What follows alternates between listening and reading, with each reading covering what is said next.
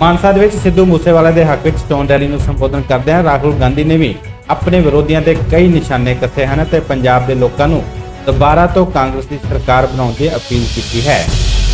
वायदे किए जा रहे हैं।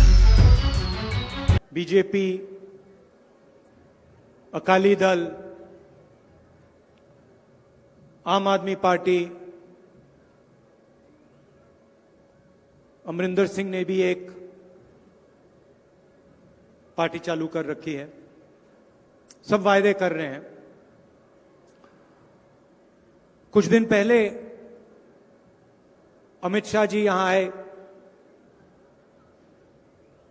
ड्रग्स के बारे में उन्होंने भाषण दिया, कहा कि अगर उनकी सरकार आएगी तो ड्रग्स के खिलाफ लड़ने के लिए एक इंस्टीट्यूट खोलेंगे। खैर उनकी सरकार तो आने वाली नहीं है, तो उसका कोई मतलब ही नहीं है। मगर मैं आपको एक बात याद दिलाना चाहता हूं। 2013 में मैं पंजाब आया और पंजाब यूनिवर्सिटी में मैंने कहा कि पंजाब के युवाओं के सामने ड्रग्स की समस्या बहुत खतरनाक है। 2013 में पंजाब यूनिवर्सिटी में मैंने ये बात कही। बीजेपी के नेताओं ने मजाक उड़ाया। सुखबीर बादल जी ने कहा कि राहुल गांधी को कोई समझ नहीं है।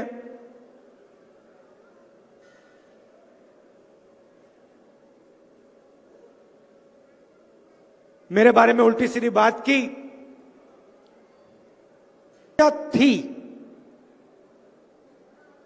और अकाली दल और बीजेपी की जब सरकार थी तो पूरा पंजाब जानता है ड्रग्स कैसे फैलाया जाता था, कौन फैलाता था। उस समय बीजेपी के लोगों ने अकाली दल तो पूरा पंजाब जानता है ड्रग्स कैसे फैलाया जाता था, कौन फैलाता था। उस समय बीजेपी के लोगों ने, अकाली दल के लोगों ने कुछ नहीं बोला। हमने कार्रवाई की, कांग्रेस पार्टी ने कार्रवाई की और आज आके ये ड्रग्स की बात कर रहे हैं।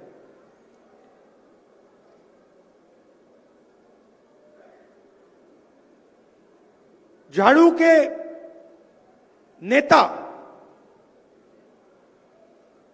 मजीठिया जी से माफी मांगते हैं।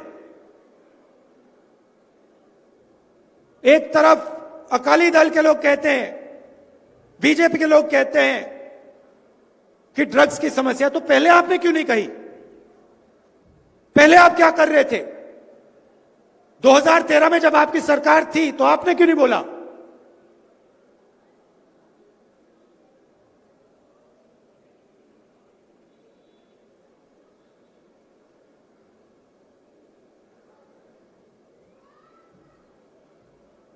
मैं यहां जो मेरे दिल में होता है मैं कह देता हूं। आप मेरे भाषण देख लो। मैं आपको झूठा वायदा नहीं कर सकता। मेरे कोई भी भाषण आप देख लो। 2004 से मैं राजनीति में हूं, एक भाषण दिखा दो झूठा, जहां मैं झूठा वायदा कर रहा हूं। नरेंद्र मोदी जी ने आपसे कहा 2 लाख युवाओं को साल में रोजगार दे दूंगा। मिल गया? मिला? 15 लाख रुपए मिल गए ना। केजरीवाल जी कहते हैं मोहल्ला क्लिनिक खोली हमने दिल्ली में। सच्चाई मैं आपको बताता हूं, मोहल्ला क्लिनिक शीला दीक्षित और कांग्रेस पार्टी ने खोली। और मोहल्ला क्लिनिक की सच्चाई कोरोना के समय सिर्फ दिल्ली ने नहीं, पूरी दुनिया ने देखी है। अगर आपकी मोहल्ला क्लिनिक काम कर रही होती तो लोग सड़क पे बिना ऑक्सीजन, कोई गाड़ी में, कोई जमीन पर मर क्यों रहा था? जब लोगों को वेंटिलेटर की जरूरत थी तो आपकी मोहल्ला क्लिनिक कहां गई? जब ऑक्सीजन की जरूरत थी मोहल्ला क्लिनिक कहां गई? दिल्ली में लाशों के ढेर पड़ गए,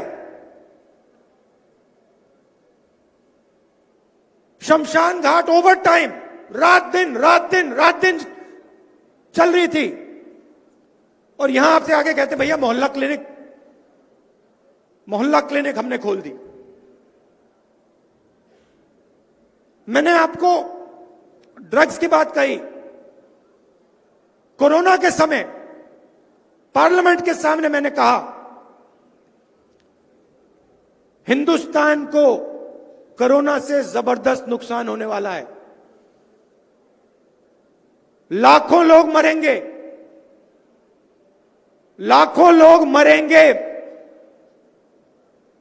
एक बार नहीं कहा मैंने, अनेक बार मैंने कहा पार्लियामेंट के सामने, प्रेस कॉन्फ्रेंस, मीडिया को, भाषणों में, कोई नहीं सुना। उस समय आम आदमी पार्टी के लोग, बीजेपी के लोग मजाक उड़ा रहे थे। राहुल गांधी लोगों को गुमराह रहा है, डर फैला रहा है। नरेंद्र मोदी जी कहते हैं कोरोना आ रहा है, थाली बजाओ, और पूरी की पूरी मीडिया थाली बजवा रही है। और जब मैं कह रहा हूं कि नुकसान होने वाला है, कह रहे हैं देखो राहुल गांधी को कोई समझ नहीं। नतीजा आपने देख लिया। नोटबंदी के समय मैंने कहा जबरदस्त नुकसान होगा। किसका होगा? छोटे दुकानदारों का होगा, किसानों का होगा, स्मॉल मीडियम बिजनेस वालों का होगा। मैंने कहा नोटबंदी के बाद हिंदुस्तान में रोजगार नहीं पैदा हो पाएगा। फिर बीजेपी के लोगों ने कहा राहुल गांधी को कोई समझ नहीं है। नोटबंदी का नतीजा आपने देखा। आप लाइन में खड़े थे, लाइन में आपने कोई अरबपति को खड़ा देखा? आपके सामने कोई अरबपति खड़ा था लाइन में? ना, क्यों नहीं? क्या उनके पास 500 रुपए, 1000 रुपए के नोट नहीं थे क्या? क्या सिर्फ हिंदुस्तान के गरीब लोगों के पास 500 रुपए, 1000 रुपए का नोट है?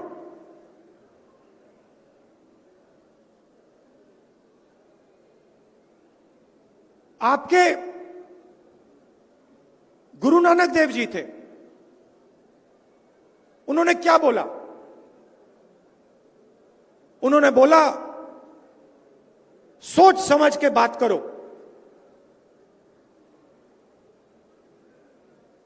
और मुंह से सच्चाई निकलनी चाहिए। सोच समझ के बात करो और सच बोलो। और मैं आज आपको बता रहा हूं, यह बात आप अच्छी तरह सुन लीजिए।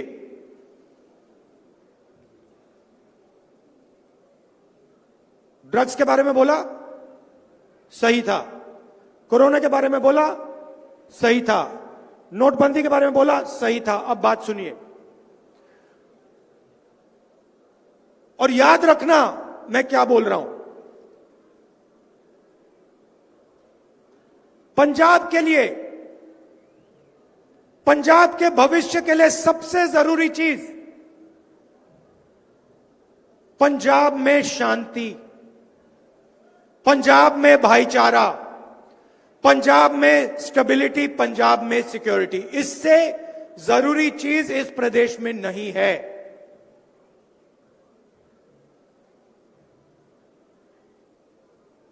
यह देश, ये प्रदेश गहराई से इस बात को समझता है। कांग्रेस पार्टी सबको लेकर चलती है। कांग्रेस पार्टी जोड़ना जानती है। हमारे हजारों वर्कर मरे हैं, शहीद हुए हैं। हम इस बात को गहराई से समझते हैं। यह कोई केमिस्ट्री लैब नहीं है कि यहां पे भैया एक्सपेरिमेंट करो। एक बार यहां शांति खत्म हो गई, स्टेबिलिटी चली गई, सिक्योरिटी चली गई, पंजाब बर्बाद हो जाएगा। फिर से दोहराता हूं, पंजाब के लिए सबसे जरूरी चीज सिक्योरिटी, स्टेबिलिटी और शांति। इससे जरूरी चीज पंजाब में है ही नहीं। कांग्रेस पार्टी के पास एक्सपीरियंस है, हम समझते हैं प्रदेश को कैसे चलाना है, हम जानते हैं, हम शांति की रक्षा कर सकते हैं। बाकी लोग नहीं कर सकते हैं, याद रखना मेरी बात। और एक और बात, आप पहचानो कि नेता के पीछे कौन सी शक्ति है। राजनीति में जो राजनीति को नहीं समझता वो चेहरे देखता है, कहता है देखो मोदी जी खड़े हैं, कहते देखो राहुल गांधी खड़ा है,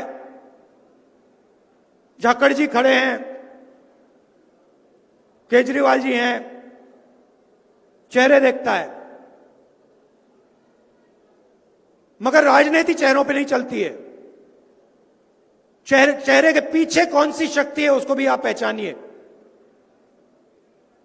छुपी हुई शक्तियां होती हैं, ये चेहरा नहीं दिखाती, छुपी हुई होती हैं, छुपी रहती हैं और अपना काम करती हैं। तो आप सोचो और समझो, नरेंद्र मोदी जी के पीछे कौन सी शक्ति है। नोटबंदी की, किसानों के खिलाफ 3 कानून, काले कानून लाए, क्या नरेंद्र मोदी जी के पीछे किसानों की शक्ति है? हो सकती है? अगर है तो हिंदुस्तान का किसान सड़क पे क्यों है? अगर है तो हिंदुस्तान का किसान कोरोना में, ठंड में क्यों खड़ा है? क्योंकि नरेंद्र मोदी के पीछे किसानों की शक्ति नहीं है। नोटबंदी की, मैंने आपको कहा, पूछा क्या अमीर लोग लाइन में थे? ना। आपको नोटबंदी का फायदा हुआ? कोई यहां कह सकता है हां मुझे नोटबंदी से फायदा हुआ? कोई कह सकता है? कोई छोटा दुकानदार कह सकता है कि नोटबंदी और गलत जीएसटी से मुझे फायदा हुआ? ना। फायदा किसको हुआ? हिंदुस्तान के 3-4 अरबपतियों को हुआ। शक्ति किसकी है? नरेंद्र मोदी जी के पीछे 3-4 उद्योगपति और अरबपतियों की शक्ति है। सीधी सी बात है। मीडिया में देखो, उनका चेहरा दिखाई देगा, रोज दिखाई देगा, 24 घंटा। किसान मीडिया को कंट्रोल करता है? नहीं। छोटा दुकानदार, छोटा व्यापारी मीडिया को कंट्रोल करता है? नहीं।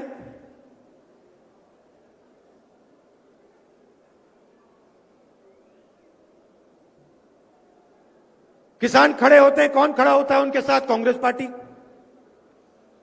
जमीन अधिग्रहण बिल के पीछे कौन लाई? कांग्रेस पार्टी। मनरेगा कौन सी पार्टी लाई? कांग्रेस पार्टी। क्यों? क्योंकि उन लोगों की शक्ति हमारे पीछे है।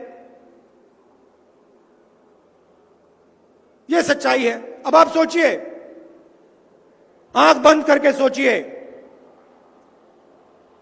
नरेंद्र मोदी जी के पीछे कौन सी शक्तियां हैं? राहुल गांधी के पीछे कौन सी शक्तियां हैं? और अरविंद केजरीवाल के पीछे कौन सी शक्ति है? और याद रखिए, शक्ति अपना चेहरा कभी नहीं दिखाती, छुपकर काम करती है।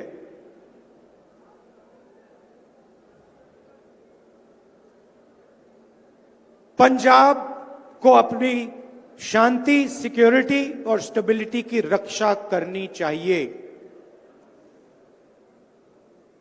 हमने आपको एक गरीब घर के चीफ मिनिस्टर दिए हैं। क्यों दिए? हमने चन्नी जी को चीफ मिनिस्टर क्यों बनाया? कांग्रेस पार्टी ने क्यों यह काम किया? क्योंकि चन्नी जी गरीब घर में पैदा हुए थे। चन्नी जी गरीबी को समझते हैं। चन्नी जी गरीबी के दर्द को समझते हैं। इसीलिए हमने चन्नी जी को चीफ मिनिस्टर बनाया है।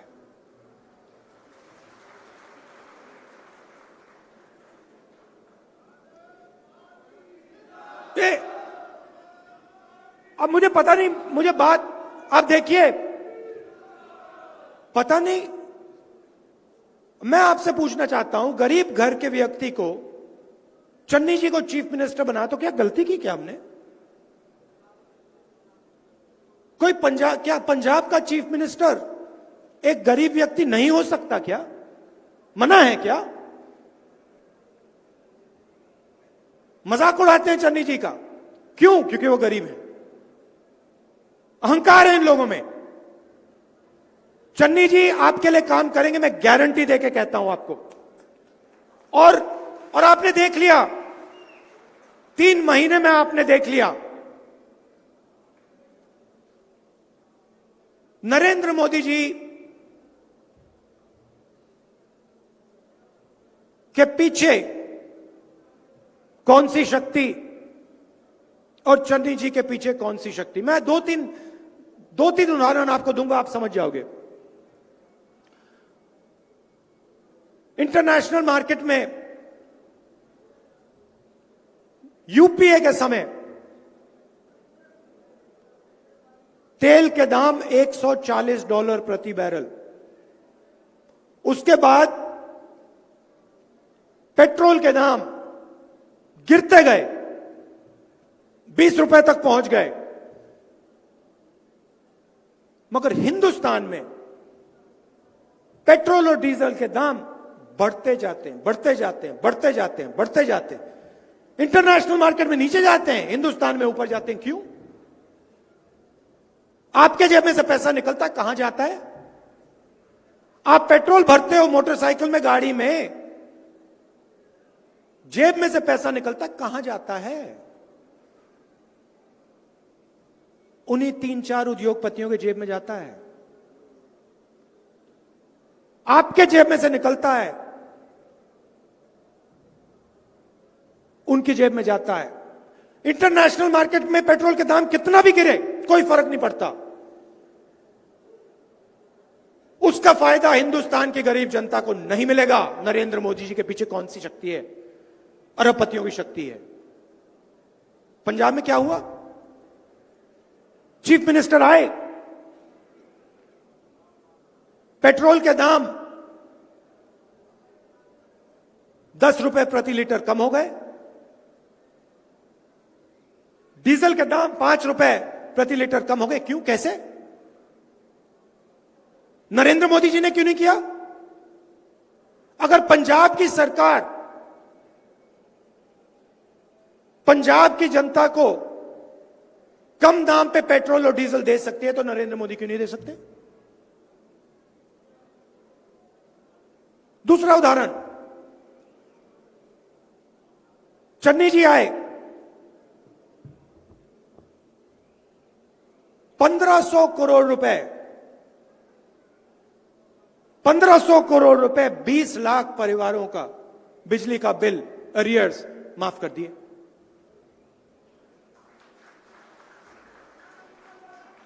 पावर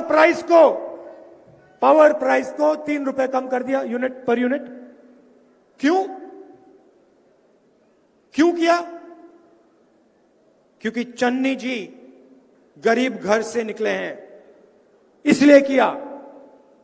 और मैं आपको बता रहा हूं, यह ऐतिहासिक निर्णय है। अभी उन्होंने कुछ नहीं किया, अभी शुरुआत है।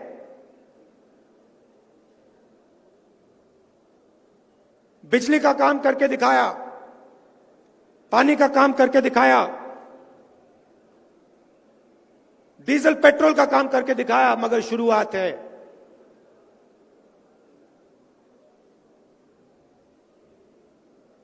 पंजाब में कांग्रेस की अगली सरकार मोनोपोली को तोड़ने का काम करेगी। पंजाब में 3 मोनोपोलियां हैं, 3 मोनोपोलियां हैं जिससे पंजाब के लोगों से पैसा लिया जाता है। इन 3 मोनोपोलियों को हम तोड़ देंगे। पहली मोनोपोली बस की मोनोपोली, उसमें हम युवाओं को परमिट देंगे और मोनोपोली को तोड़ देंगे।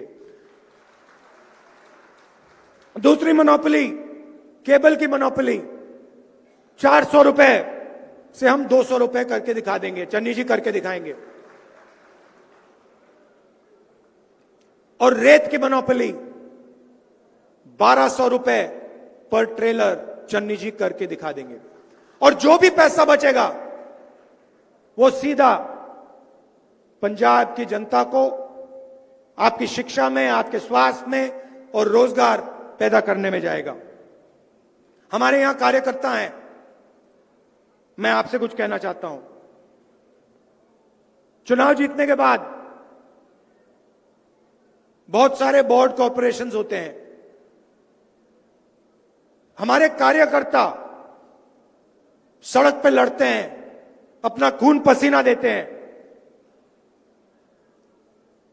और फिर बोर्ड और कॉर्पोरेशन एमएलए के परिवार के लोगों को मिलता है। मैं आपको यहां गारंटी करके कह रहा हूं, बोर्ड और कॉर्पोरेशन कांग्रेस के कार्यकर्ता को, पंचायत वाले नेताओं को, सरपंचों को जाएगा, एमएलए के परिवारों को नहीं जाएगा।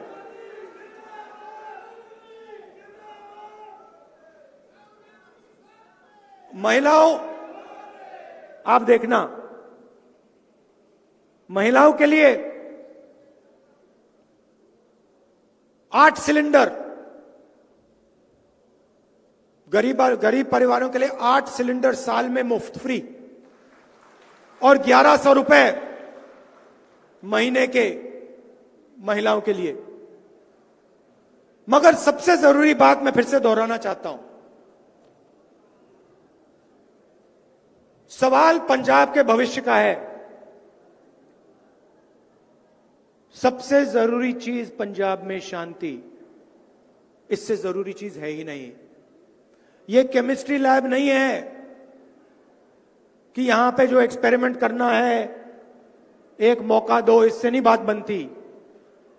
ये बॉर्डर स्टेट है, यहां पे सबसे जरूरी चीज शांति, भाईचारा है और कांग्रेस पार्टी इसको समझती है अच्छी तरह। हमारे जो नेता हैं वो आतंकवादी के घर में आपको कभी नहीं मिलेंगे, हो ही नहीं सकता। झाड़ू के नेता जरूर आपको आतंकवादी के घर में मिल सकते हैं, मगर कांग्रेस का नेता आपको कभी नहीं मिल सकता। यह बात याद रखिए। और याद रखिए कि ये चेहरे नहीं हैं, चेहरे के पीछे शक्तियां होती हैं, शक्तियां छुपी रहती हैं, अपना असली रूप नहीं दिखाती हैं। अगर आप शक्ति को पहचानना चाहते हो तो नेता के कर्मों को देखो, शब्दों को नहीं देखो, कर्मों को देखो। नरेंद्र मोदी नोटबंदी करेंगे, नरेंद्र मोदी किसान बिल लाएंगे, नरेंद्र मोदी जीएसटी लाएंगे। उनके कर्मों से आप शक्ति को पहचानो। यह मैंने आपसे कहना था। आप सब दूर दूर से आए, बहुत बहुत धन्यवाद। नमस्कार, जय हिंद। मैं अंत में तीसरे हमारे उम्मीदवार आदरणीय विक्रम मुखर्जी से अनुरोध करता हूं कि वो आए